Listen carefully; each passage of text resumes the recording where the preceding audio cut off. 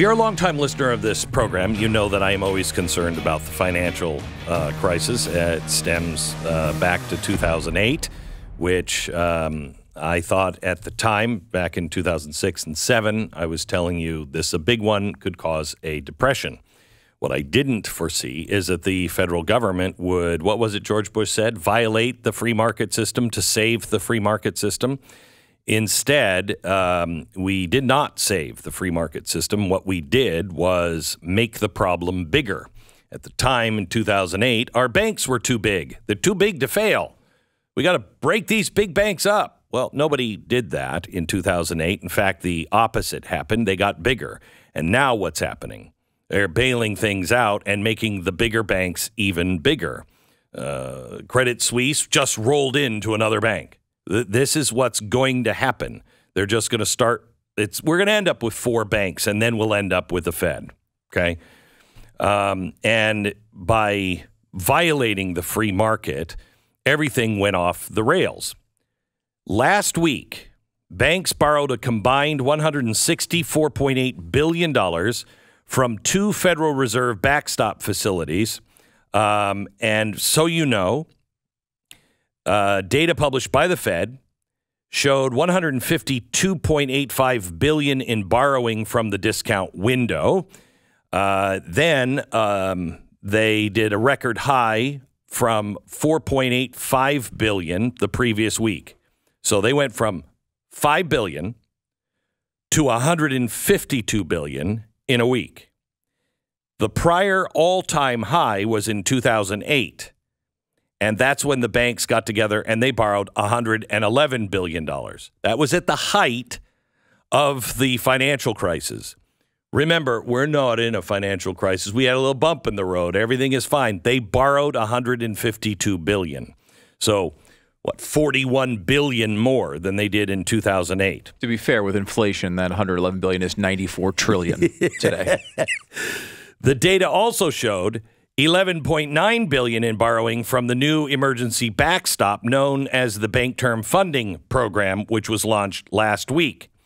Other credit extensions totaled $142.8 billion. So you got all that. You got all that happening in the background of everybody telling you that it is fine.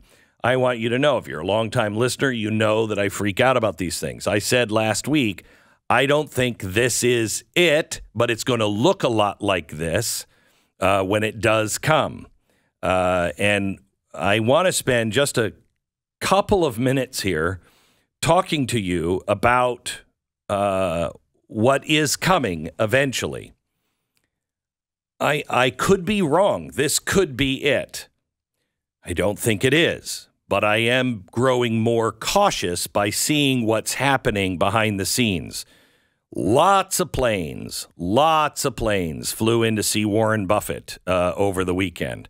After Warren Buffett had a phone call with Joe Biden about the banking system, all these people, we don't know who they are, and we think they went and met with Warren Buffett. We don't know. But what I do know is in 2008, we were trying to stop a depression. Remember, they said the entire banking system was about to collapse and it would have put us in a depression. There's $23 trillion in the U.S. banking system today, and everything is interconnected. The contagion, meaning one bank falls, then it's dominoes. It goes across the water, and it will collapse everything unless you're disconnected. Hello, Russia. Unless you're disconnected from that banking system.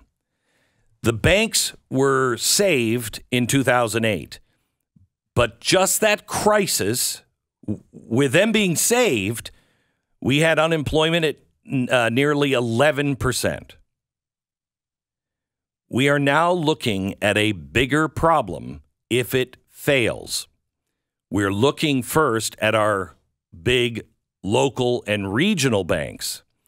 The government will have to bail them out. By the way, do not take your money out of those banks. You will be FDIC insured.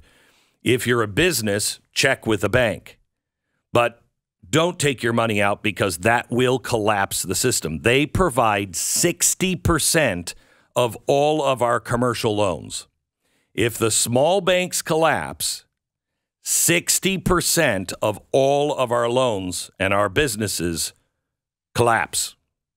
Be very, very bad. We are not looking at a depression situation.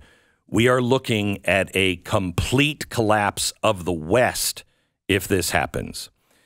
You'll have social unrest, but I think the government is souping this up already. It will happen not only here, but all over the Western world. That will cause a further breakdown of supply chains.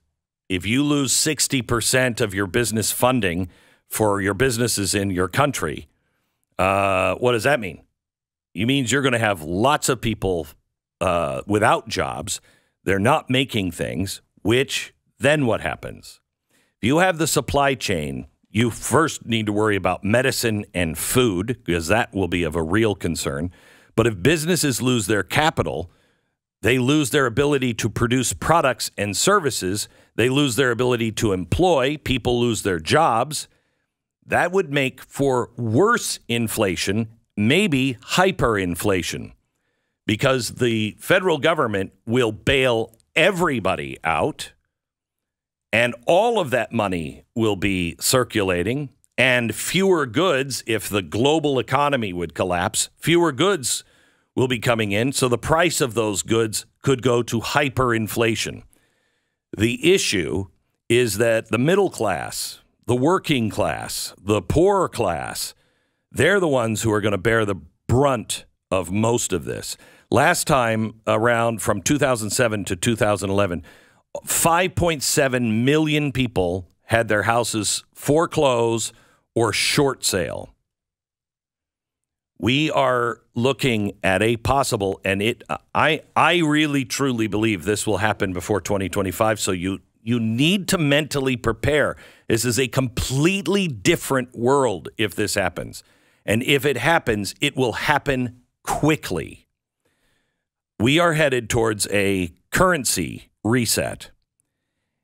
If it is a cryptocurrency, if it is a central bank digital coin, CBDC, we're going to get bargaining. And here's what's going to happen. The government will step in and say, this is too big for anybody else to handle. We'll handle it with the Fed. We're resetting the currency. It's going to be a digital dollar. It'll be in the Fed. Every American has an account now with the Fed. We will give you more than what your dollar is worth right now for the first, 8 weeks. Your dollar will be worth $1.25. So get your digital currency now. And in 6 weeks, it's going to be worth $1. And 6 weeks after that, it'll be worth 75 cents. Eventually, it will be worth nothing. And it will force everybody into a digital currency, which will ultimately control absolutely everything you do and a lower standard of life. But a lot of people will be happy because there's some normalcy. It also would mean most likely a war. All of these things are beyond possible right now. The financial and the reset to a digital currency is not just possible, it is probable.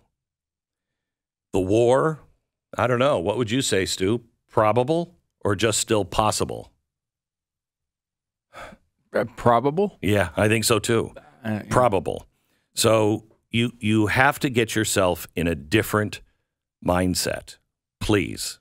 I told my wife, and I'll tell you, because I want to tell you what I would tell my own family. We got to go shopping tonight.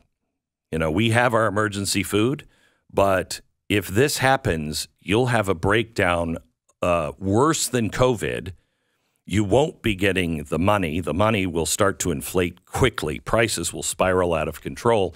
And when you have, especially in some areas, when you have a breakdown of trucking or supply chains, you're going to have a hard time getting things. So I would just recommend do not hoard, but grab some extra things and have them ready. This may not be the time, but I like to sleep at night. Take care of your family. Do the right things. Do not panic.